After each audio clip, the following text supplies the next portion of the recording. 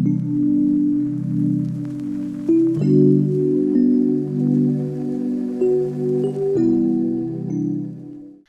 I thought it would be really fun to shoot a video in front of my bookshelf.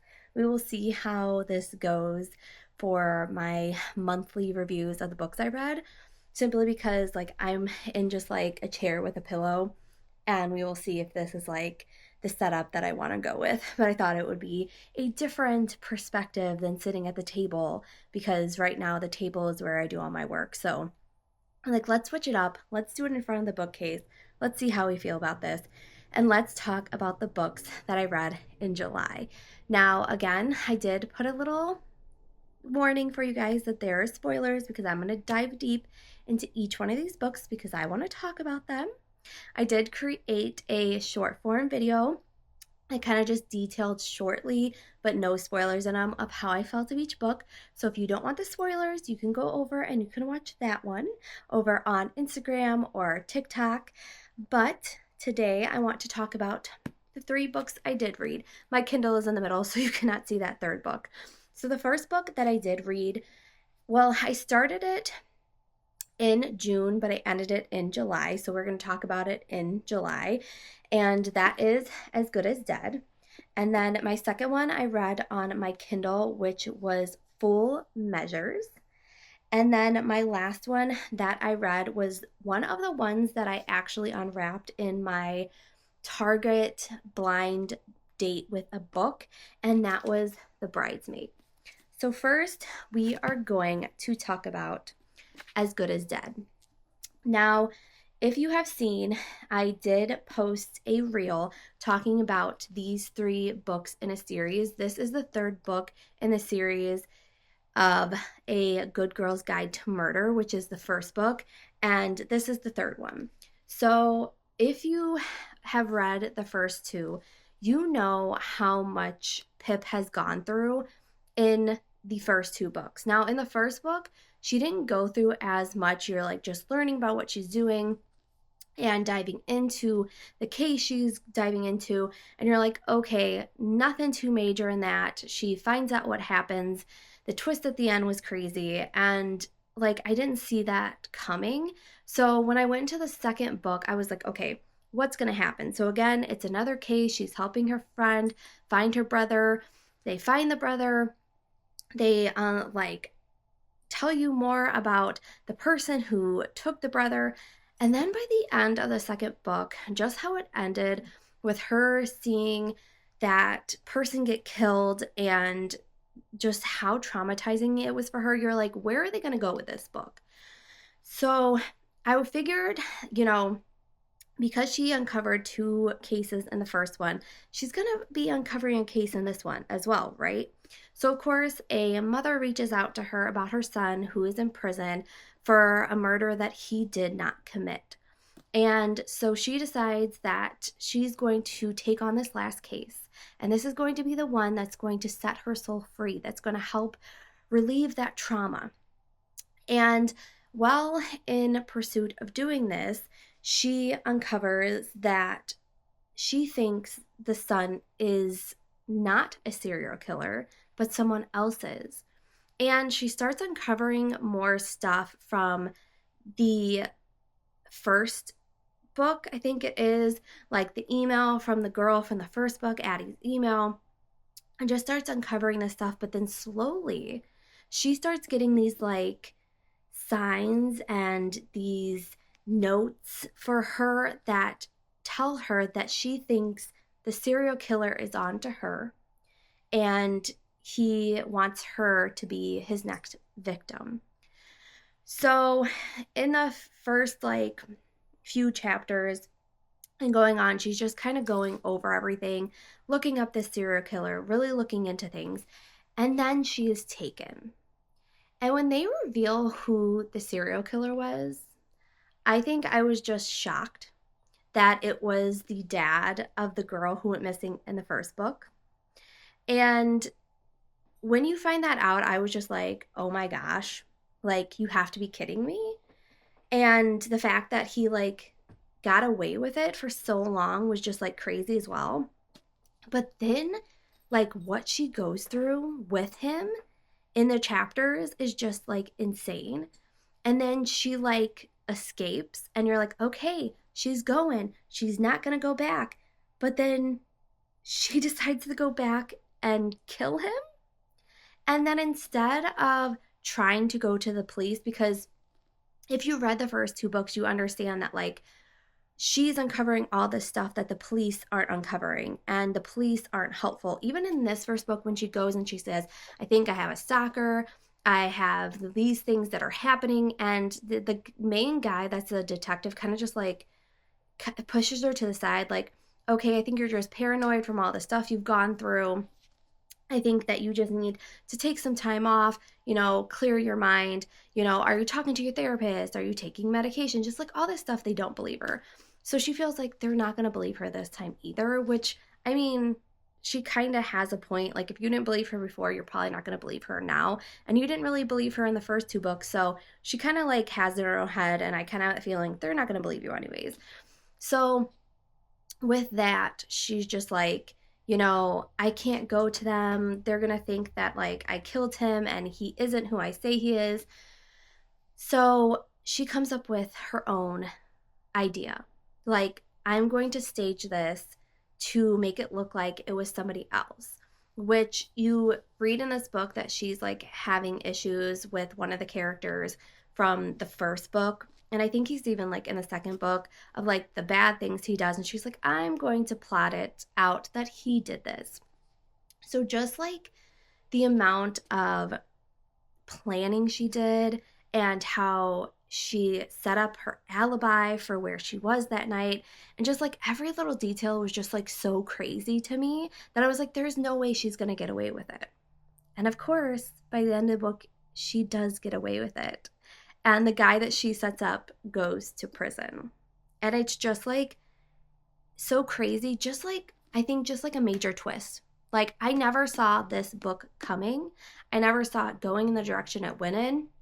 And I was just like so surprised really at like finding out the dad was a serial killer, and then what she had to do to clear her name so it doesn't track back to her was just crazy, because it's so different than the first two books. Like, the first two books, she's trying to figure out who the murderer is, and like who took in the second book who took her friend's brother. That this one just threw me for a loop, but I loved it. I love the first book. I love the second book. And I loved this book. Like, as crazy as it was, this was so good for the story it was and how it ended. And I do wish there were more books, because I loved this collection, this series altogether. But the way it ended was so good. And I was just so happy for her, because I feel like this did help with her trauma. This like released the stress and the anxiety that she was feeling. And really, at the end of the day, she could just like live her life and be herself and not have any worries at all. So definitely like read the series. Loved it. If you've read them, let me know what you thought, because I did think this last book was just like so crazy, and it was not what I was expecting, but I absolutely loved it. So now let's talk about the second book I read, and that is Full Measures by Rebecca Yarros. And I love Rebecca Yarros. Like, when I first got into reading her as an author, I did not know what to expect, but her books have just a way of like touching you and like and making you feel things you didn't think you would feel. And I love that her stories are surrounded by military, because I personally don't have a connection to the military or know what goes into that. And being able to read these books and get like that different perspective is really, really cool. So this one follows Ember and Josh. And in the beginning of the book, you find out that Ember's dad is in the army and he is a doctor. And unfortunately, they get the knock on the door that he has passed away. And you're seeing that behind the scenes of the grief that the family feels of losing that important somebody in their life. And along the way, she runs into Josh. And Josh is the coach of her brother's hockey team. And they start connecting. And he's like, I'm here for you, whatever you need. And as much as she's like trying to push him away and trying to like figure it out herself, he's like, I'm here for you, whatever you need. And they start slowly falling for each other. And as much as she keeps pushing him away, he just keeps showing up for her, knowing that, like, even though she's pushing him away, she needs him. And come to find out, he is holding back a secret. When they first meet, she says, I don't want to be in a relationship with anybody who's in the army.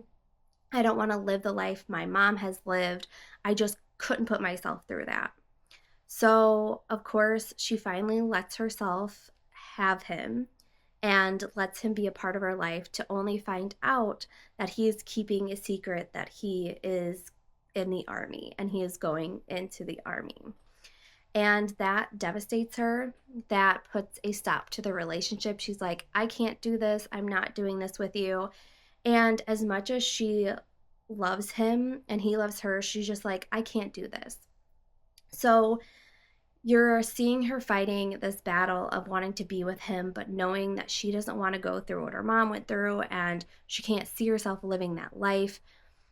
And then she opens up to her mom, and her mom's like, when you love somebody, you are willing to put yourself in that position. She's like, I loved your dad, and I loved being married to him, and I loved having you kids. And as tough as it was to be that army wife, I wouldn't change it for the world. And she's like, you love him. And she changes her mind on the day they go to see all of the family members come back home, knowing that her dad isn't going to be there. Her mom still goes to greet a friend. And I think it is her best friend's mom is in the army. So they're there greeting her home. And her mom says to her, like, this is like, look around. This is what it is. Like, as much as it's hard to see them leave and not be with them, seeing them come home and greet them, like, look how beautiful it is. And right then and there, it clicks in her brain, like, who's going to be there for Josh when he comes home? Who's going to greet him? And she's like, I want to be that person. So by the end of the book, she decides to be that person for him. She goes and she decides that she wants to be with him no matter what it looks like, no matter what it takes. And it is so, like, lovely to see. You're so excited for them at the end. You're so excited that she chose to go and be with him. And I absolutely loved it. I love the story because, like I said, I'm not involved with anybody that is in the military, so I don't know what that's like. But to be able to read this story and see it from that person's point of view of the grief they're going through, and then the questioning of, do they want to be with somebody that's in the army, and could they go through that, and then deciding, like, it is worth it when you love somebody enough that you just want to be with them. It was so beautiful.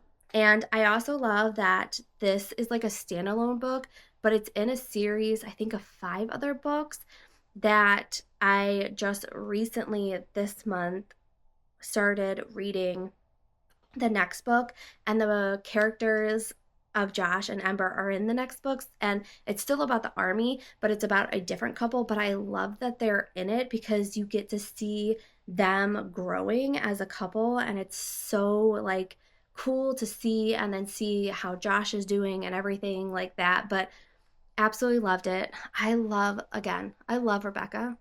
I love her as an author. I can't think of another book that I read by her that, like, brought me to her, that, like, I was in tears, because this book I was in tears, and I'm halfway through this next book and I am in tears. Like, I just absolutely love them. So, give this one a read.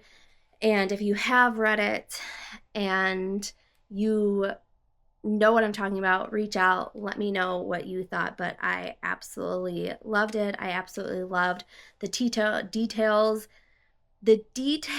in with the military aspect, and just, like, everything in between. So now let's talk about the last book I read in July, and that was The Bridesmaid by Cate Quinn. And when I researched her, I think she's like a recently new author because she only has like 3 or 4 different books.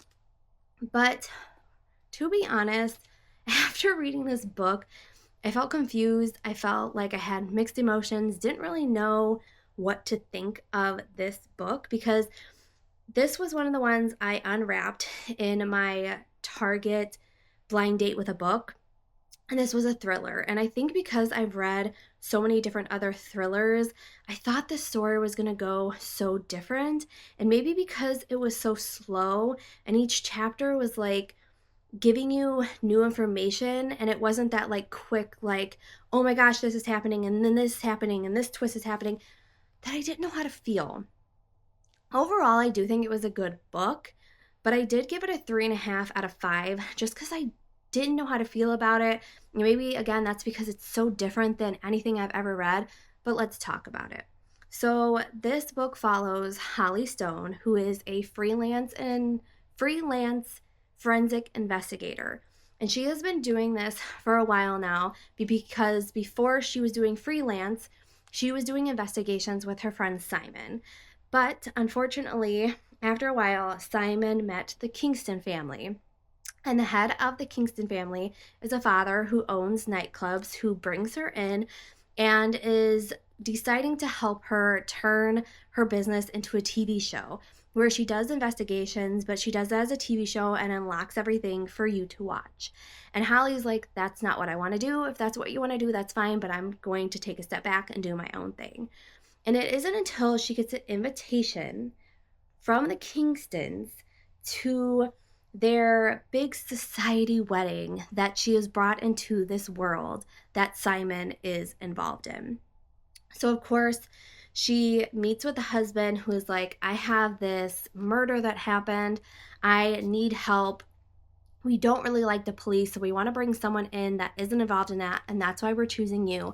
And she's like, well, I get it.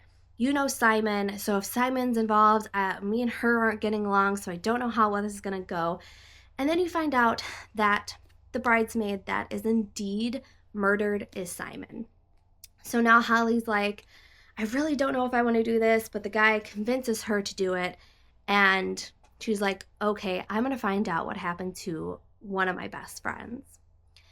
And I think it's because each chapter, like I said, is slowly unlocking things about this family that I was like waiting for like the big twist to happen. And with like each chapter unlocking like these little things that she's finding that Simon has left just for her. And then she's like pretending that she's now a replacement for Simon. And she's finding more about this bride and her family and and her soon-to-be husband. It's just like so crazy. And part of the story is that the bride, who I think her name is Adriana, you find out there was a backstory that she was kidnapped on her 21st birthday and was held captive, and she went through like all this traumatizing stuff, and she decides to have her wedding on the same island that this kidnapping happened on. And now she's getting like ransom notes and little things from this person that kidnapped her. So not only are you trying to figure out who the murderer is, you're trying to figure out who this person that is coming back that kidnapped this lady is. So it's like 2 different things happening at once. So of course, like you have these 2 things happening. You know, Holly's trying to figure out who killed her friend. Then she's also trying to figure out who this kidnapper is who decided to come back. And it was just like, I think because there were just so much going on, I didn't really know where to look or how to feel. And then you start to realize that, you know, all these stories about Adriana are coming out from her sister, and then you slowly like start to find out that one of the other bridesmaids killed Simon but didn't mean to kill Simon, and then she shows up dead from like a drug overdose, and then you come to find out that the dad gave her drugs to kill her to keep her quiet, and you're just like, holy crap. So now the dad's involved and the sister's involved.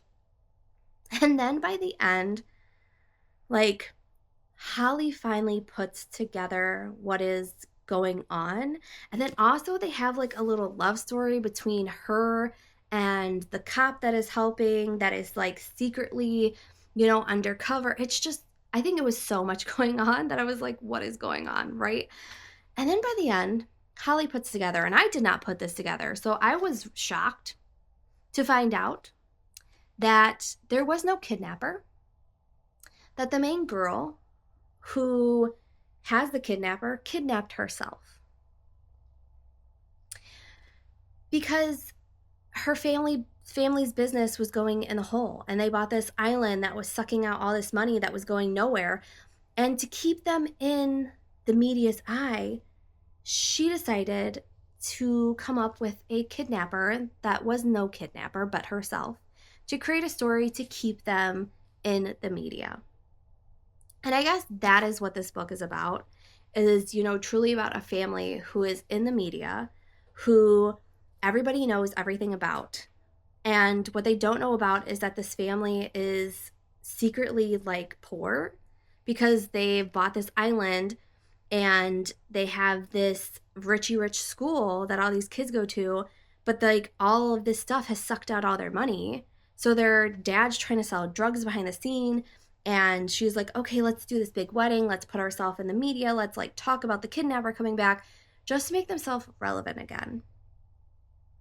And I think that was a side that I wasn't really ready for, because I was like, what is happening? And I think it's because I've never read anything like this that I was just like left confused and like thrown for a loop. Like I said, as like a story itself, it was really good. And I liked like kind of like how slower it was, and how everything, each chapter where you found out like a little bit more of information than you knew before.